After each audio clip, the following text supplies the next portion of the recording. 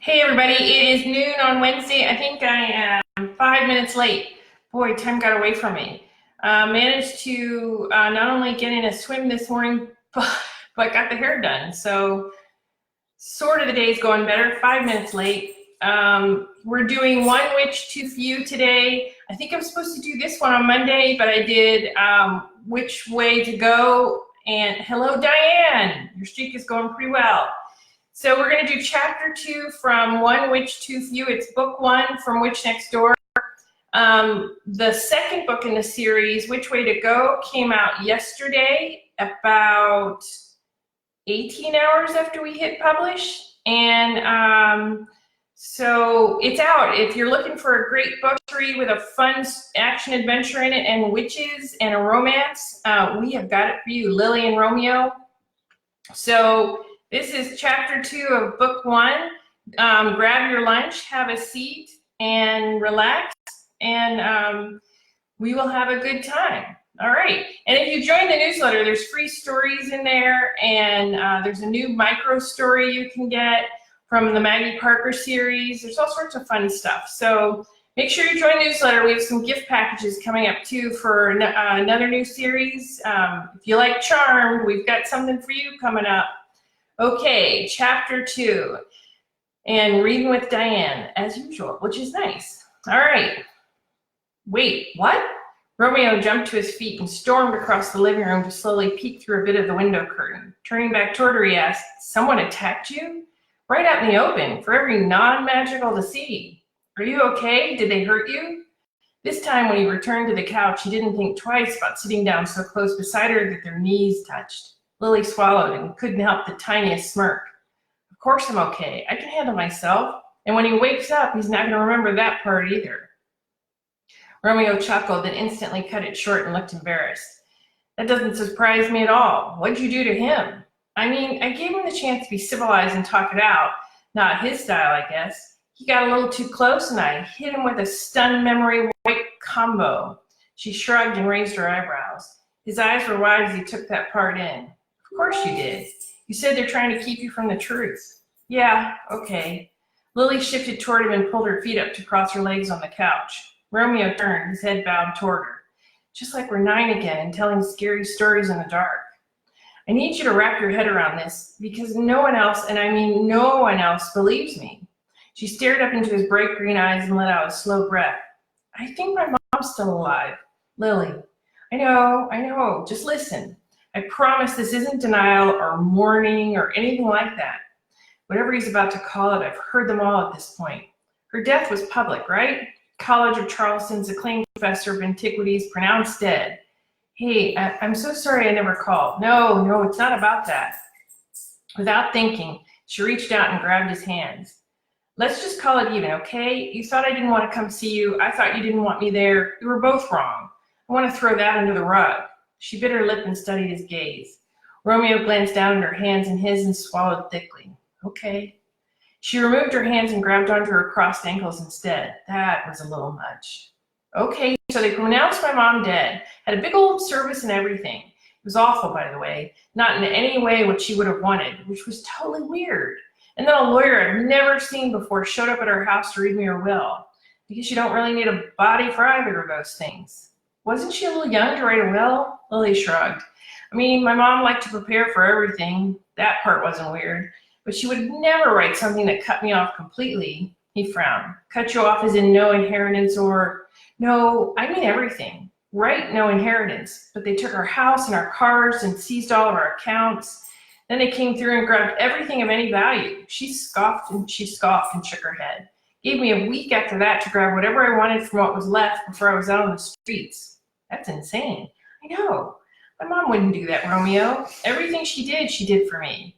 Okay, and because she loved the thrill of it. But we didn't have some giant fight that would make her do this before she disappeared. Not any bigger than normal fights, anyway." She swallowed and hunched her shoulders before letting them drop. "Here comes the big one. Buckle up. So I think someone faked her will. I think she went missing on one of her adventures and someone's trying to cover it all up." Romeo rubbed the back of his neck, scowling.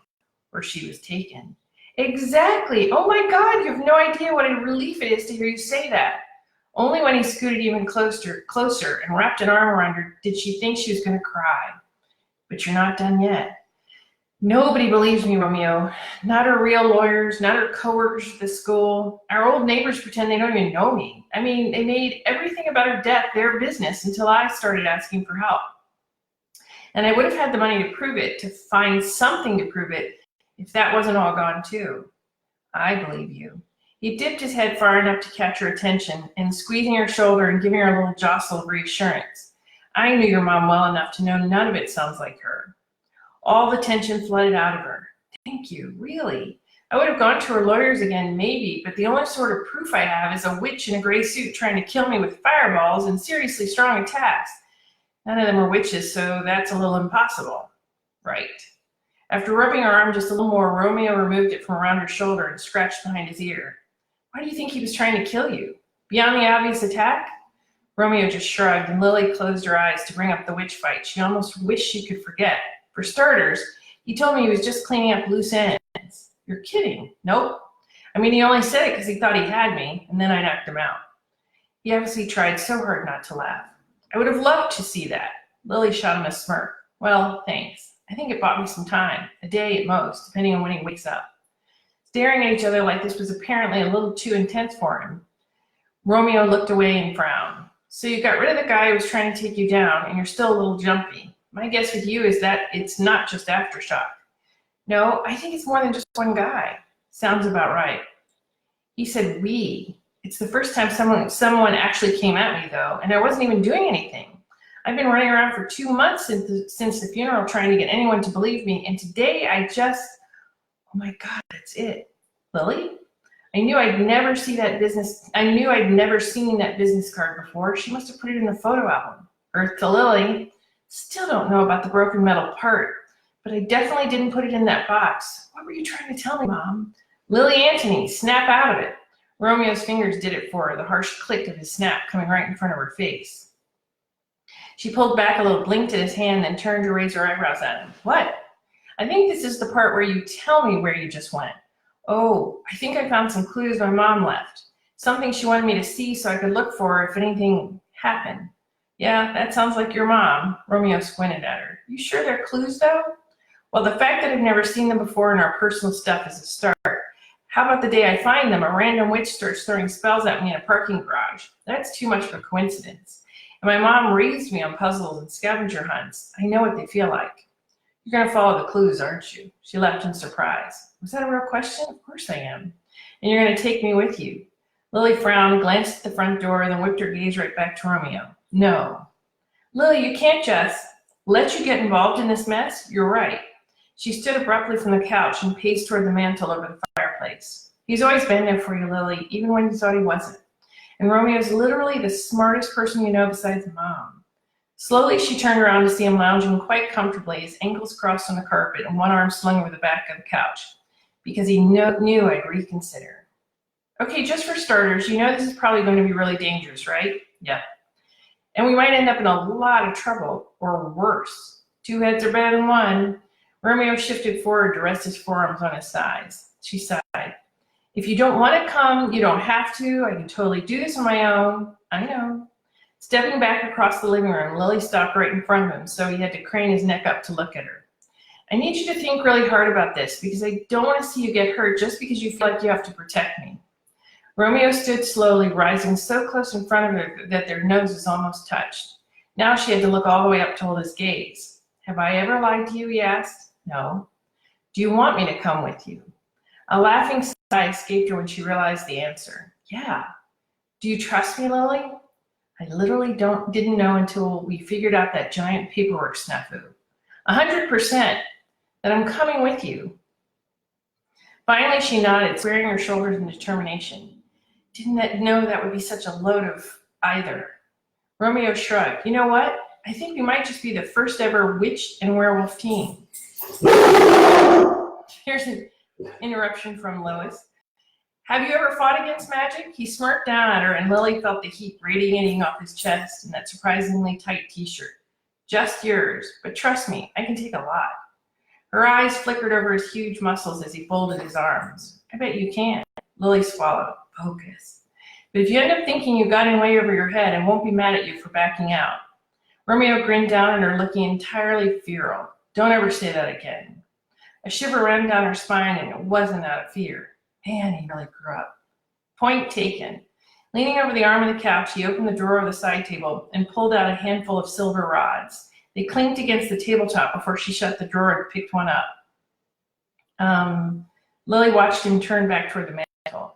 I'm not sure your darts are going to help us figure anything out. I'm thinking. Romeo lifted his hand, the black and green bits level with his cheek, and took aim, squinting. Tell me about the clues. Okay, the first one was a broken piece of metal. I still don't know what it means. The other's a business card. It glows, and the words in French keep changing. He sent the first dart right into the middle of the bullseye. Turning toward her, he nodded, picked up a second dart, and lifted it to throw again. Keep going. Lily blinked. How can he focus all with that thump? The magic hat and taste your wildest dreams. That's what it says. And there's a bird and the sigil for the Order of North, but I just can't. Romeo sent the second dart through the air until it stuck there, quivering, right next to the first one. What's the Order of North? It's a society that, oh, that actually works with the thinking part. He chuckled and studied her face. Yeah, I know. Want to share the revelation? You just keep throwing and thinking. I just realized I know someone who might be able to help, so I'm going to make a call. She dipped her head and stared at him. Is he sure he actually wants to do this with me? Romeo shrugged. Okay. She turned to head toward the kitchen, pulling her phone from her purse. Lily? Yeah. I'm really glad you showed up. It was as hard for him to say as it was for her to accept. She knew that because he didn't quite smile at her. Thinking we turned on each other still kind of stings, huh? Me too, she said, and left him to his darts to make the call. Hey, everybody. Hi, Pamela. Hi, Debbie. Hi, Tina. And hi, Diane. And I'm glad you guys could join me today. And also, this was from The Witch Next Door, Book 1, One Witch, Two Few. Book 2 came out yesterday. I hope you all are enjoying it. And I hope you've also had a chance to pick up the anthology, Urban Magic, Hungry, Young, and Clever. I have a story in there from the Maggie Parker series, the Werewolves of Austin. And there's a story in there from Charlie Case, who is collaborating with me to do The Adventures of Finnegan Dragonbender. That will be out in about a month and is a really fun story. We have a couple of contests coming up, giveaways. One is going to be for The Witches of Pressler Street, also in the Maggie Parker kind of adventure universe. And it's going to be a charm package from the based on the television show. And then there'll be a Firefly one for Finnegan Dragonbender. So if you're not in the Facebook group, that's the best way to find out, or the newsletter.